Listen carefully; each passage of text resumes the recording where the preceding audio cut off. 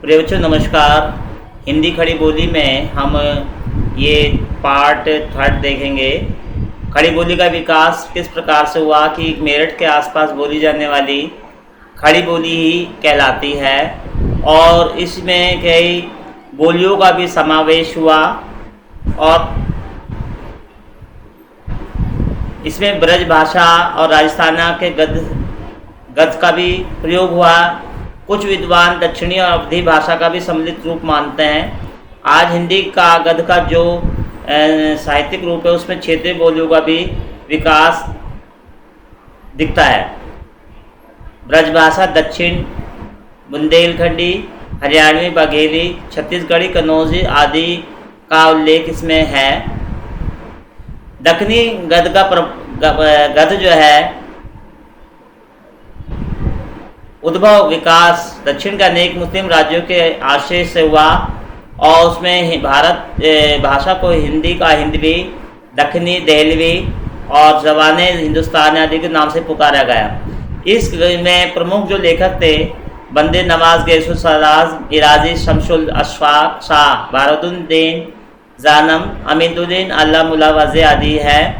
और इन्होंने जो है इनका जीवन दक्षिण में दौलताबाद और जीवन गुलबर्गा में हुआ था जो कर्नाटक में। इन्होंने 15 ग्रंथ लिखे जिन्होंने मिराजुल आशिकीन, हिदायतुन्नामा, रिसाल में सहवार और 12 मासा मिराजुल आशिकीन दक्षिण की पहली रचना मानी जाती है। और 19 पृष्ठों के एक छोटी सी रचना है। इसमें सूफी ग्रंथ के उपदेश दिए गए हैं। शाह मिराजी सूफी साधक थे। इनका जीवन बीजापुर में व्यतीत हुआ। इनकी गद्य रचना शाह हम गोब आलम लोब है। शाह बुरहान जानम मिराजी के पुत्र। इनकी रचनाएं हैं इरशादनामा, मारफतुल कलब, हशमत शायल, कलम्बायु आहक आदि। भाषा की दृष्टि से अपेक्षाधिकृत विकसित है।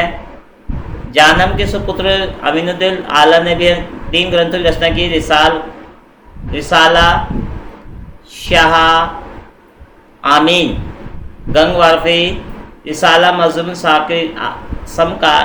सालकीन। इन्होंने भी हिंदी साधना का विवेचन किया। मुल्ला वज़ही की गद्य रचना एक प्रौढ़ रचना है। इसमें प्रतीकात्मक कथा के माध्यम से सूफी सिद्धांतों का समावेश किया है।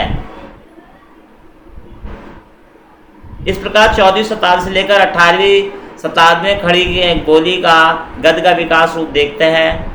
इसमें बंदे नवाज, मिराजी, जानम, आला, वज़ही आदि भाषा शैली का तुलनात्मक अध्ययन हुआ है। अब्दुल समद हुसैनी, शाह वराजुद्दीन कादरी, मोहम्मद शरीफ आदि इस काल के लेखक रहे। उत्तर भारत में खड़ी बोली का विकास उत्तर में खड़ी बोली का विकास 17वीं 18वीं शताब्दी में हुआ था। उस समय यहाँ पे मुगल काल था।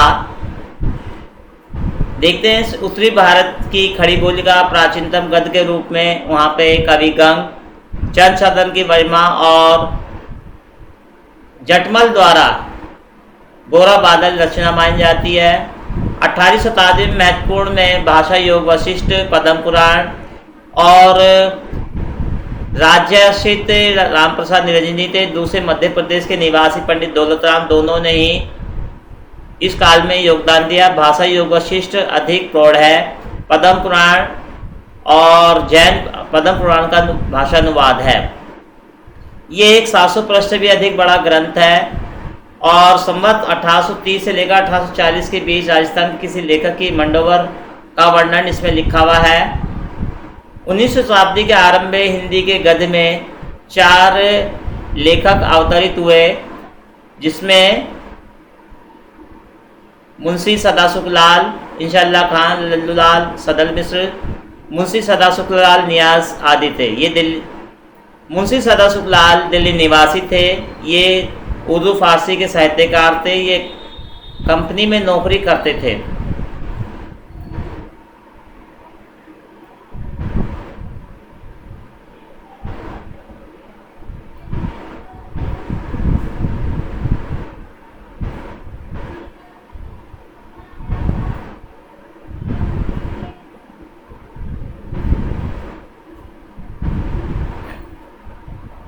इन्होंने उर्दू फारसी में बहुत सी किताबें लिखी, शायरी भी की और 65 वर्ष की आयु में नौकरी छोड़ दी। इन्होंने श्रीमद् भागवत का सुख सागर का रचना की और खड़ी बोली में गद्य में विष्णु पुराण से उपदेशात्मक प्रसंग की पुस्तक लिखी।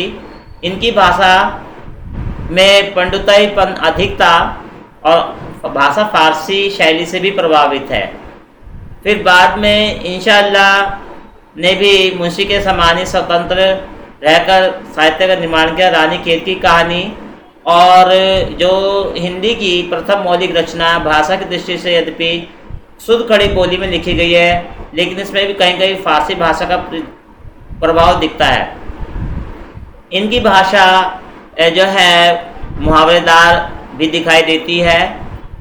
लल्लू लाल जी जो एक महान लेखक थे, वो आगरा के रहने वाले थे। उन्हें संस्कृत के विशेष ज्ञान के साथ साथ उर्दू का भी ज्ञान था और फोर्ट विलियम कॉलेज में नियुक्त थे। उन्होंने श्रीमद् भागवत के दशम स्कंद की कथा को प्रेम सागर से हिंदी गद्य में पेश किया। लल्लू लाल जी का संस्कृत प्रेस नाम का एक प्रेस भी था। इन्होंने बेताल पच्चीसी, सिंहासन बत्तीसी, शकुंतला नाटक, माधव विलास, लताइफ हिंद आदि किताबें लिखी। ब्रजभाषा व्याकरण के अतिरिक्त इनका कोई भी 100% मौलिक ग्रंथ नहीं है। सदल मिश्र जो अंग्रेजों के निर्देश में फोर्ट विलियम में रहते थे, उन्होंने भी साहित्य में योगदान दिया। उन्होंने चंद्रावती, नासिकेतोपाख्यान, रामचरित्र लिखकर गद्य के में अपना योगदान दिया। साथ ही साथ ईसाई मिशनरियों ने भी अपने प्रचार के लिए इस हिंदी गद्य साहित्य में अपना योगदान दिया। यद्यपि ईसाई भारत में 15वीं शताब्दी से ही रह रहे थे और 18वीं शताब्दी तक ही अपने धर्म का प्रचार नहीं कर सके, उन्होंने अपने धर्म के प्रचार के लिए पॉम्फलेट और बाइबल का प्रचार किया। समानता ईसाई मिशनरियों की भाषा में एक रूपता, शुद्धता का अभाव था। कहीं ब्रज भाषा का प्रभाव दृष्टिगत होता है तो कहीं उर्दू का और कहीं भाषा अत्यधिक हास्यास्पद हो गई है। इसी प्रकार से भारतीय जागरण ने जो 19वीं शताब्दी को काल को जागरण काल भी कह देते हैं, इस काल में प्रेस की स्थापना के परिणाम स्वरूप, क्योंकि प्रेस आ गई थी, पत्र पत्रिकाओं का संचालन प्रारंभ हुआ और अनेक आंदोलन का भी प्रभाव इस काल में पड़ा। और जन जागरण काल में संस्थाओं में ब्रह्म समाज, कृष्ण मिशन, प्रार्थना समाज, आर्य समाज आदि समाज, जिस थियोसॉफिकल सोसाइटी आदि का विशेष रूप से योगदान रहा। हिंदी गद्य का विकास करने में धार्मिक सुधारवादी संस्थाओं का भी योगदान रहा। आर्य समाज के संस्थापक स्वामी दयानंद सरस्वती, क्या नाम, स्वामी दयानंद सरस्वती,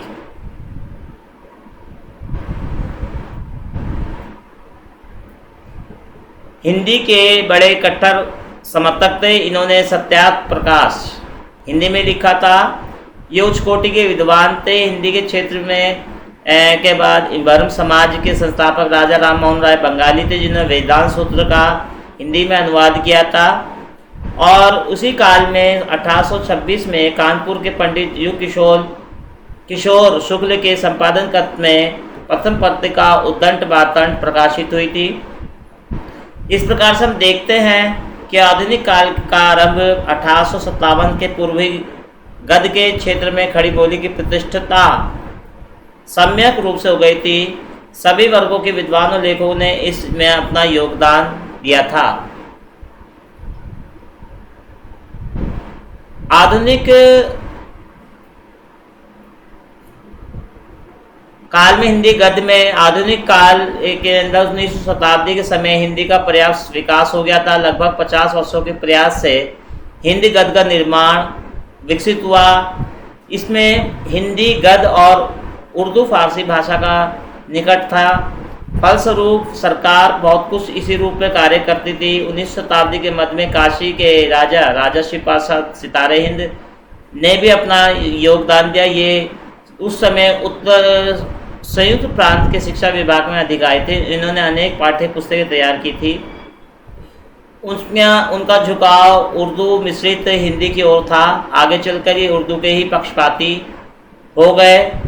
इन्होंने मानव धर्मसार, योग वशिष्ठ के चुने श्लोक, उपनिषद सार, भूगोल, हस्तमालक, वामन, मनोरंजन, आलस्य कोड़ा आदि, बेताल पचीसी आदि रचनाओं का मतलब अपने साहित्य में लिखा। हिंदी गद्य का दूसरा स्वरूप संस्कृत और देशी भाषाओं के निकटता, और इन्होंने उर्दू और फारसी का पूर्ण बहिष्कार किया था। तो ऐसे थे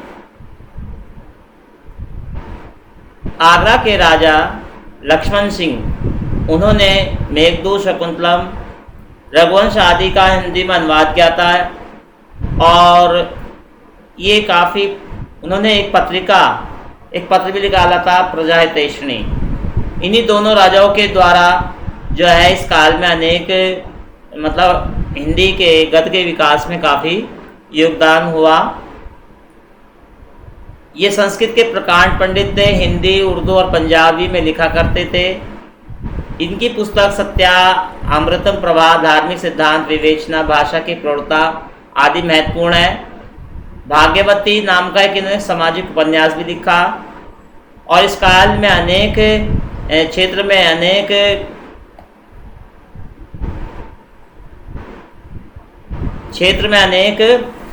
भारतेंदु हरिश्चंद्र का उदय हुआ। इनके उदय से एक नवीन क्रांति का श्री गणेश हुआ।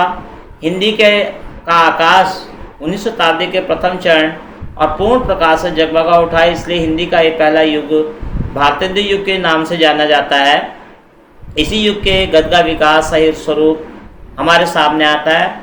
और फिर हम पढ़ेंगे बच्चों भारतेंदु युग के बारे में, जो भारतेंदु युग के ही लिए है। तो ये आपका 3rd पार्ट यहाँ पे कंप्लीट हो गया है।